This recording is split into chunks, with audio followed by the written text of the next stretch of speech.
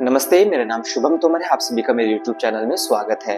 आज हम बात करने वाले हैं कपालभाति प्राणायाम के बारे में। कपालभाति प्राणायाम हम क्यों करते हैं, कैसे करते हैं और किस समय करते हैं। कपालभाति प्राणायाम जो होता है वो हमारे शरीर को शुद्ध करता है, टॉक्सिन्स की जो समस्या होती है उनको खत्म करता है, ह्यूमिडिटी की जो समस्या होती है उसको बढ़ाता है।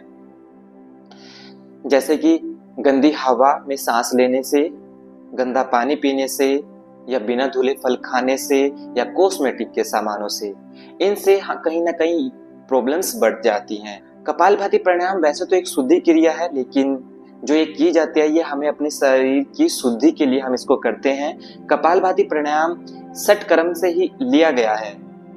कुछ लोग इनको प्राणायाम कहते हैं, लेकिन कुछ इनको शुद्धि क्रिया भी मानते हैं।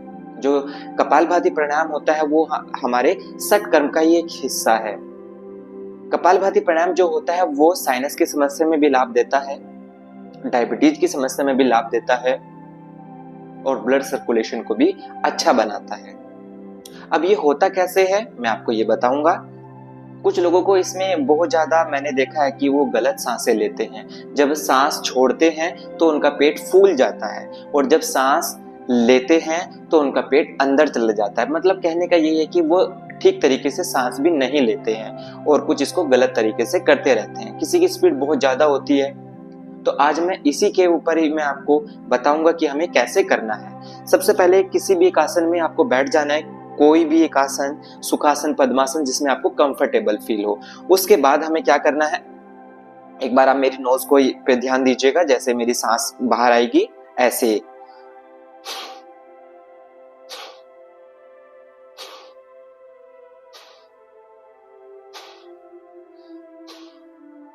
अभी आप देख पा रहे हो, जैसे मैं सांस को छोड़ रहा हूं मेरा पेट अंदर जा रहा है और सांस को लेते टाइम मेरा पेट जो है वो बाहर की तरफ आ जाता है। सेम ऐसे ही आपको करना है। लेकिन मैं आपको छोटी सी एक और एडवाइस देना चाहूंगा कि जो विद्यार्थी लोग हैं उनको अपने दिनचर्या में जो कपालभाति प्राणायाम है वो हर दिन ऐड करना चाहिए। कपालभाति प्राणायाम से केवल यही समस्या नहीं, हमारे वेट लॉस की समस्या भी कम होती है।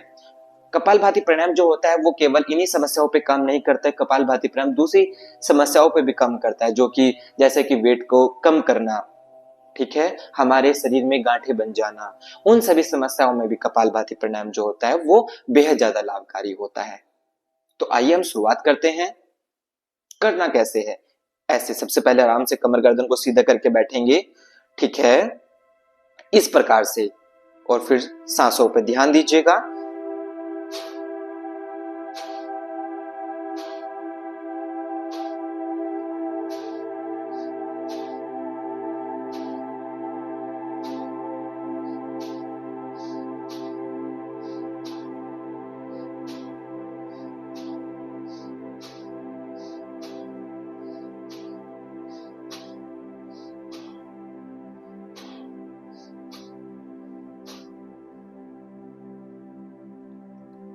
अब हम बात करेंगे कि ये कपालभाति प्राणायाम की जो सांसें होती है उनको कैसे लेना है, कैसे छोड़ना है। जैसे कि मैं आपको एक एग्जांपल दूं कि जैसे हम नोज को अपनी साफ करते हैं और साफ करते टाइम अपने जो नोज में हमारा लिक्विड होता है हम उसको थ्रो कर देते हैं बाहर की साइड में, ठीक है ना। तो सेम ऐसे ही हमें अपनी जो ब्रीथ है, सांसें हैं, उनको नोज से बाहर कर देना है, थ्रो करके बाहर निकाल देना है, ठीक है ना। स्लो नहीं करेंगे, बस थ्रो करके उनको बाहर निकाल देना है, एक तरीके से बाहर की तरफ फेंक देना है, ठीक है। अब हम बात करते हैं स्टमक की। जो हमारा स्टमक होता है वो हमें, जैसे हम सांस को लेते हैं तो हमारा जो स्टमक होता है वो ऐसे फूल जाता है, नॉर्मल जो जहाँ पे रहता है, ठीक है ना। और जब हम सांस को बाहर निकालते हैं तो हमारा जो स्टमक होता है वो इस प्रकार से अंदर चला जाता है, ठीक है ना, और फिर बाहर आ जाएगा, फिर अंदर। जैसे कि बबल जो होता है, गुब्बारा जो रहता है, उसमें से हम हवा दबाते हैं तो हवा बाहर निकलती है और छोड़ देते हैं तो वो वापस फूल जाता है। सेम ऐसे ही आपकी कपालभाति को इसी प्रकार से करना है। जैसे कपालभाति के मैं आपको लाभ बताऊंगा, जैसे डाइजेस्ट संबंधी प्रॉब्लम, वेट को कम करना हो गया, साइनस की समस्या हो गई, डायबिटीज की समस्या हो गई, ब्लड सर्कुलेशन की समस्या हो गई, इन सभी समस्याओं में भी हम इनको कर सकते हैं। या बॉडी में जो इसकी गांठें होना शुरू हो गई है, वो अगर इस चीज को रेगुलरली करता है तो इन सारी समस्याओं से उसका समाधान हो जाएगा, अगर वो कपालभाति प्राणायाम नियमित रूप से करता है। अब मैं बात करता हूँ कि कपालभाति प्राणायाम कब नहीं करना चाहिए। जैसे कि प्रेग्नेंट लेडी को कपालभाति प्राणायाम नहीं करना चाहिए, हर्निया की समस्या हो जाती है तब भी कपालभाति प्राणायाम नहीं करना चाहिए, हिप्स की सर्जरी हुई है हमारे हिप्स पोर्शन की तो हमें तब भी कपालभाति प्राणायाम नहीं करना चाहिए। साथ में जिसकी स्लिप डिस्क है उस व्यक्ति को भी कपालभाति प्राणायाम नहीं करना चाहिए। और जिनको हार्ट में या स्ट्रोक आया है हाल ही में, उन लोगों को भी कपालभाति प्राणायाम नहीं करना चाहिए। कपालभाति प्राणायाम बहुत ज्यादा फायदेमंद होता है बहुत सारी प्रॉब्लम्स में, लेकिन कुछ में इसको मुख्य रूप से बंद किया जाता है, मतलब कि उसको मुख्य रूप से बैन किया गया है कि इन समस्याओं में नहीं करना है, ताकि ये समस्याएं अगर आप इनमें करते हो तो ये समस्या और बढ़ा देगा।